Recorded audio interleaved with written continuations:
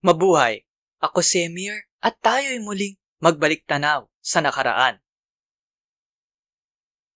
Parte ang video na ito ng aking mahabang bitinserye tungkol sa anti-terror law.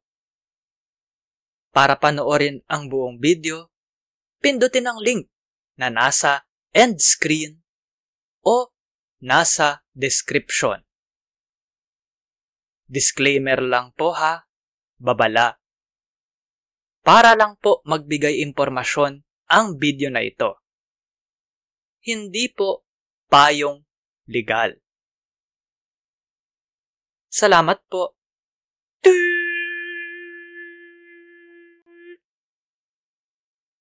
At magkaroon ng may kakayahan at malayang abogado.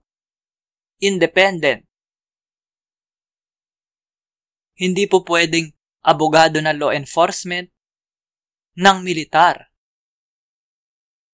Mainam po kung siya ang pumili ng kanyang abogado.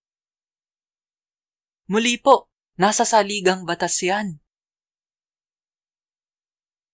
Paano po kung hindi niya kayang bayaran ang serbisyo ng kanyang piniling abogado?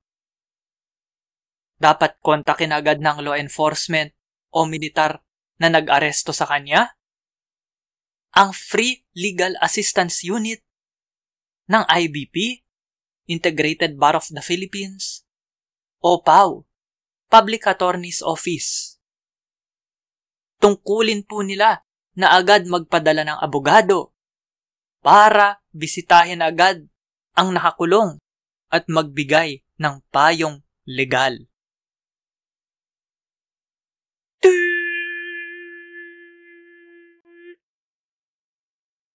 I-like at i-share ang video na ito sa social media.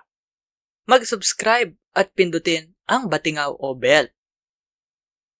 Panoorin ang iba pang Emir's Bitin, baliktanaw/inhindsight.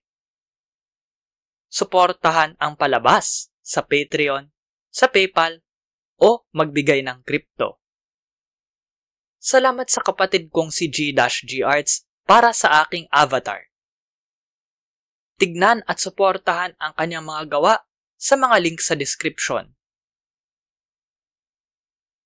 Para po panoorin ang buong seryeng ito, pindutin ang link na lalabas sa end screen. Dapat ngayon na. Maraming salamat po. Hanggang sa muli. At ingat.